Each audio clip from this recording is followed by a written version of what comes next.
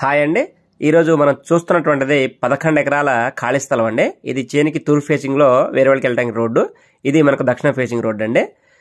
దీనికి చుట్టూ కూడాను ఈ విధంగా ఫెన్సింగ్ ఉంటుంది. మంచి రెడ్ సాయిల్ అండి. టోటల్ ల్యాండ్ 11 ఎకరాలు అనమాట. అంతకుముందు దీంట్లో మామిడి తోట ఉంటే అది తీసేశారండి. ప్రజెంట్ పామాయిల్ వేద్దామని రెడీ చేస్తున్నారు. చూడండి, మంచి మెరక చేను. బిట్ అయితే చాలా బాగుంది. చుట్టూ ఫెన్సింగ్ ఉంది. దీంట్లో వచ్చేసరికి 2 బోర్లు అయితే ఉన్నాయండి. ఒక బోర్కి కరెంట్ సర్వీస్ ఉంది, మరొక బోర్కి కరెంట్ సర్వీస్ లేదండి. 2 బోర్లు అయితే ఉన్నాయి, ఒక సర్వీస్ మాత్రమే ఉంది. కంప్లీట్గా 11 ఎకరాలు.